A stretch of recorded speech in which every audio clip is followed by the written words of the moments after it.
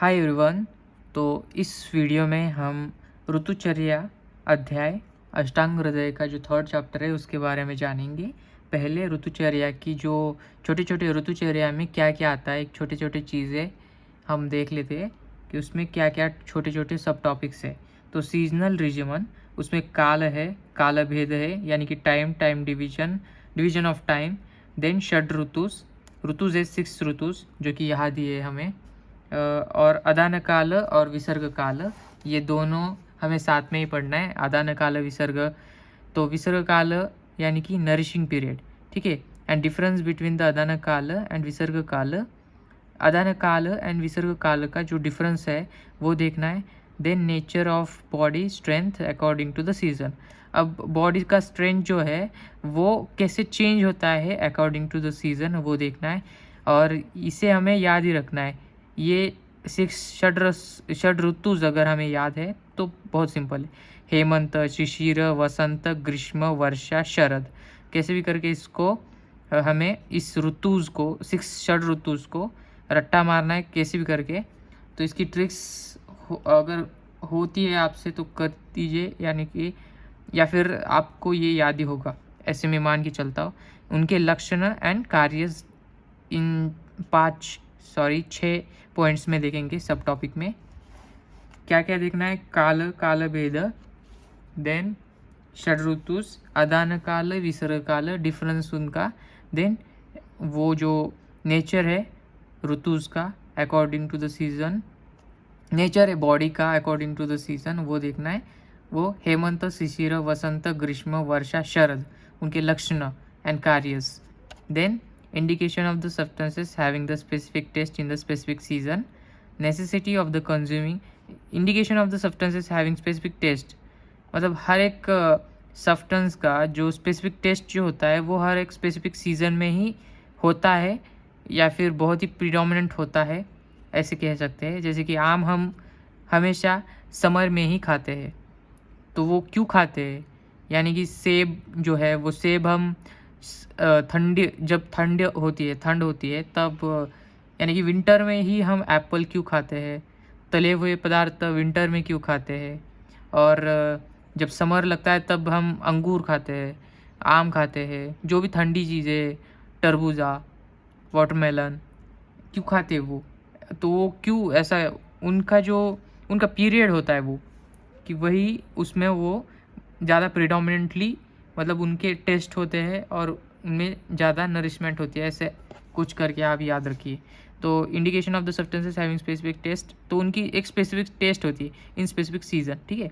Necessity of the consuming all the 6 taste in all the 6 season, necessity of consuming all the 6 taste, उनका ज़रूरत है, मतलब 6 test की ज़रूरत क्या है इन अलग अलग, मतलब इन 6 सीज़न, अलग अलग सीज़न में अलग अलग टेस्ट प्रिडोमिनेंट होते हैं, तो उनकी नेसेसरी क्यों है, वो हमें क्यों कंज्यूम करना चाहिए, ये एक सब टॉपिक है, ठीक है। ये 2 टॉपिक, देन ऋतु संधि, इतने टॉपिक सब टॉपिक हमें देखना है। अब सिंपली हमें क्या करना है, देखो काल की जो है ना, काल क्या है, काल भेद, यही कंप्लीट है हमारे जो 2 पहले सब्जेक्ट है ना, सब सब्जेक्ट, यानी कि सब टॉपिक जो है वो काल एंड काल भेद है।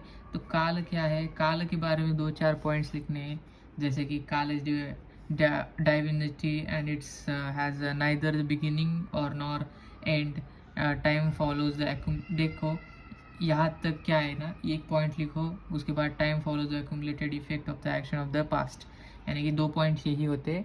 उसका मीनिंग क्या है, काल is divinity and it has neither a beginning और नॉर एंड, इसको कोई मतलब टाइम को जो है ना, टाइम को कोई लिमिट ही नहीं है, टाइम कहाँ से शुरू हुआ है और कहाँ ख़त्म होगा किसी को पता भी नहीं है, ठीक है। टाइम एक डायमेंशन है, ऐसे टाइप हम बोल सकते हैं। Time follows the accumulated effect of the action of the past, यानी कि हम जो भी एक्शन ऑफ द पास्ट, यानी कि वो जो भी हमने पास्ट में, एक रबर लो, उसको खींचो, अब रबर को खींचने के बाद क्या होता है, रबर को खींचने के बाद जो भी मतलब एक्शन ऑफ द पास्ट हमने किया है, और उसको छोड़ने के बाद जो भी एक्शन होगा ना, एक्यूमुलेटेड इफेक्ट जो होगा वो दिखाई देगा हमें, यानी कि वो फॉलो करता है टाइम। मतलब अगर अगर ये टाइम अगर रुक गया ना इधर, तो ये जो रबर है ऐसा ही के ऐसा ही रहेगा। तो इसका मतलब है time follows the accumulated effect of the action of the past, यानी कि समझ रहे हो ना। तो वही है। Then basing on the time only the movement of the sun, moon and other planet, मतलब उसके ऊपर डिपेंड है, सन के ऊपर, मून के ऊपर, and other planet also the transformation of the five basic transformation of the five basic element also depend upon the time। तो time बहुत इंपॉर्टेंट पॉइंट है। मतलब जो भी पंचभौतिक तत्व है, यानी कि जो आकाश है, वायु है, तेज है, पृथ्वी, जल, ऐसे वो जो है ना, वो सारे का ट्रांसफॉर्मेशन जब होता है ना, उसके लिए भी टाइम लगता है। मतलब टाइम की ज़रूरत है वहाँ। अगर टाइम नहीं होता तो वो ट्रांसफर ही नहीं होते एक दूसरे में, ठीक है। It is also the positive factor for the birth and death of the all creatures, यानी कि जीवन और मरण का काल ही होता है ना। अगर टाइम ही नहीं है, काल ही नहीं है, तो कैसे वो क्रिएचर बर्थ लेगा या फिर डेथ हो गई उसकी, नहीं ना। तो वो भी एक है, वहाँ भी वो पॉजिटिव फैक्टर ऐसे बोल के हम लिख सकते हैं। Then similarly the increase and decrease of the season, taste and potency of the substances, strength of the dosha and the body depend upon the time only, ठीक है। In similarly the increase and decrease of the season, जो कि हमारा season, increase and decrease of the season, taste and potency of the substances, taste and potency of the substances. अब जो increase होगा या फिर डिक्रीज होगा, क्या जो टेस्ट होता है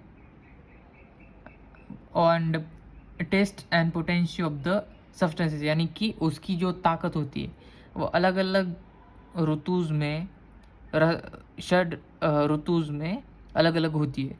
तो कौन सा फूड, उसकी टेस्ट कितनी है, उसकी पोटेंशियल की ताकत कितनी है, कौन सी सीजन में, वो भी हम देखने वाले हैं।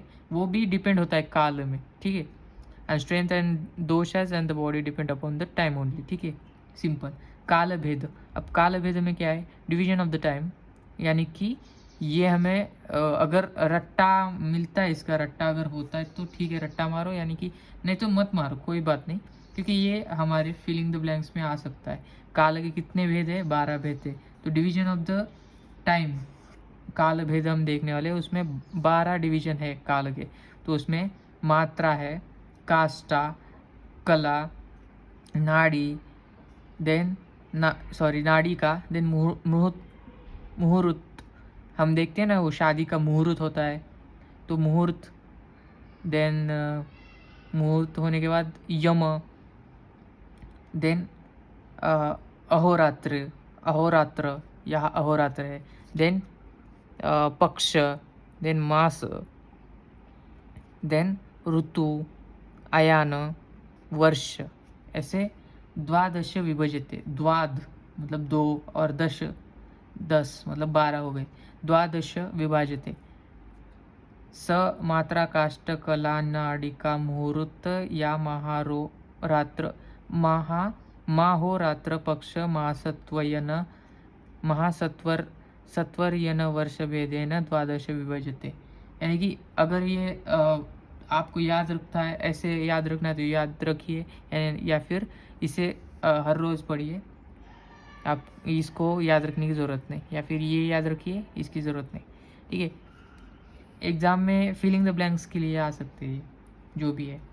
देन उसके जो है ना, अब हम देखेंगे जो भी उसका कंपैरिजन करेंगे, कितना, अगर कैसे ना हम देखते हैं ना कि 1 लीटर में कितना ml होता है, या फिर 1 ml में कितना, मतलब मिलीलीटर है ना, तो ml में हम कितने ml डालते हैं तो कितना लीटर बनता है, कितना लीटर, ऐसे हम इसका देखेंगे। टाइम का देख रहे हैं अभी, तो टाइम के लिए time taken for a blinking the eyelid, जैसे अक्षि निमेश बोल सकते हैं इसे, अक्षि निमेश, ये याद रखना है। अक्षि निमेश जो है ना बहुत इंपॉर्टेंट है, उसे हम देखेंगे।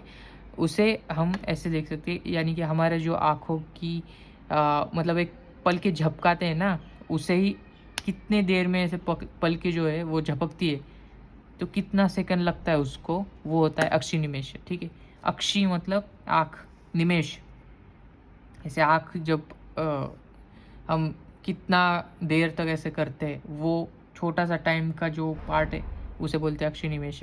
देन 15 मात्रास जो यहाँ दिया है पहले, 15 मात्रास, एक मात्रास उसे अक्षि निमेश कितना, एक मात्रा बोलते हैं। 15 मात्रास यानी कि 15 बार हमने अक्षि निमेश यानी कि 15 बार हमें पलक के झपकानी पड़ेगी, तब एक कास्ट होता है। ठीक है, तब एक कास्ट होता है, मतलब मात्रा को 15 बार करने के बाद कास्ट होता है। यानी कि 15 बार जब हम पलके झपकाते हैं तो कास्ट बोलते हैं उसे, वो टाइम पीरियड को। देन एक कास्ट बोलते हैं। तो ऐसे ही 30 कास्ट अगर करते, 30 कास्ट करेंगे तो उसे एक काल कहेंगे। काल, एक काल, ठीक है, एक काल होता है। ओके, 30, ये 15, ये 15, ये 30, ठीक है। मात्रा, अब मात्रा जो है ना आपको समझ में आया, 15 मात्रा, 15 मात्रा यानी 15 पलके झपकाई तो 15 अक्षि निमेश किए, 15 मात्राएं की तो हमें एक कास्ट मिलता है। देन 30 कास्ट करने के बाद, ऐसे 30 कास्ट के पार्ट जोड़ने के बाद हमें आता है एक काल, उसे बोलते हैं। देन उसके बाद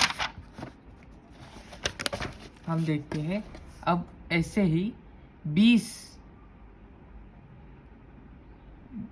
एंड 1/10 काल अगर करते हैं, ऐसे जो काल है ना, अभी वो जो 20 इंटू 1/10 काल अगर करते तो उसे एक नाड़िका कह देंगे।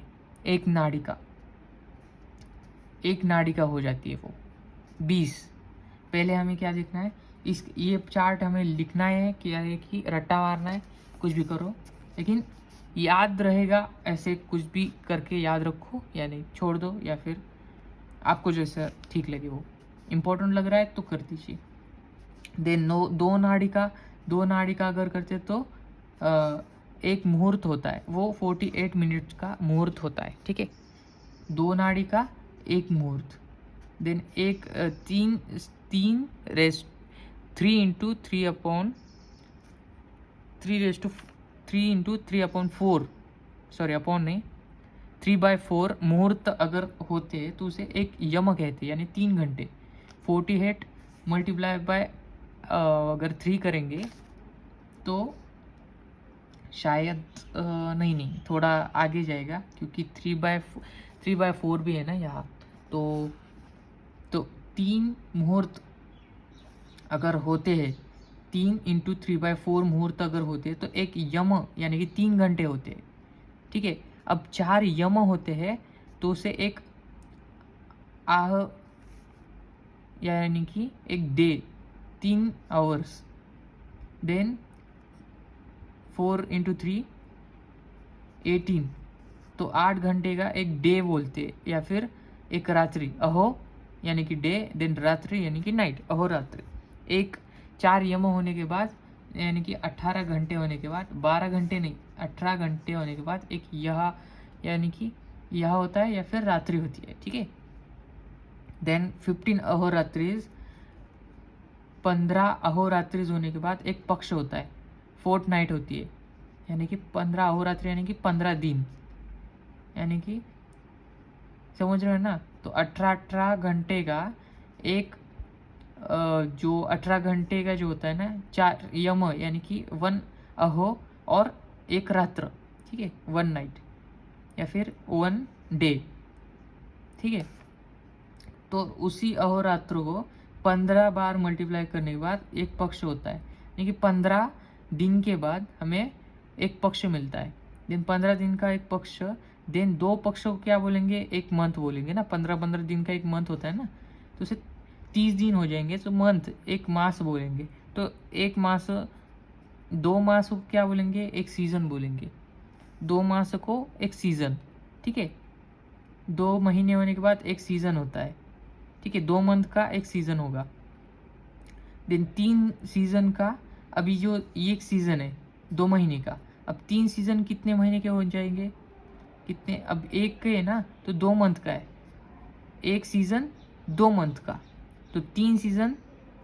अभी ये जो सीज़न है देखो, 1 2 3 4 5, अभी एक जो सीज़न है वो 2 महीने का है, तो 2 महीने का एक सीज़न, ठीक है।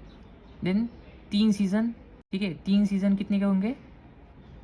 3 सीज़न में कितने मास होंगे? देखो सिंपल सी चीज़ है, देखो 2 पक्ष यानी कि 1 मास यानी कि 1 मंथ, देखिए 1 मंथ, ठीक है। देन 2 मंथ होने के बाद, 2 मंथ होने के बाद उसे क्या बोलेंगे? एक सीज़न बोलेंगे। ये एक सीज़न है, ये एक सीज़न है, ये एक सीज़न है, ऐसे बोल के, ठीक है। 1 2 ये 2 मंथ हो गए, फिर 2 मंथ के लिए एक सीज़न, देन 3 4 एक सीज़न, 5 6 एक सीज़न, ठीक है। ऐसे सीज़न बनते, एक सीज़न ये, एक सीज़न है, ये एक सीज़न है, ठीक है। तो ऐसे 3 सीज़न यानी कि ये एक सीज़न, ये एक सीज़न, ये सीज़न, ये 3 सीज़न होने के बाद उसे एक आयन बोलते हैं। इस सब को एक आयन बोलेंगे, ठीक है। तो 6 मंथ का होगा, ये मंथ है, ये सीज़न है, तो इसे एक आयन बोलेंगे, आयन, ये आयन। तो 2 आयन से एक वर्ष होता है, सिंपल।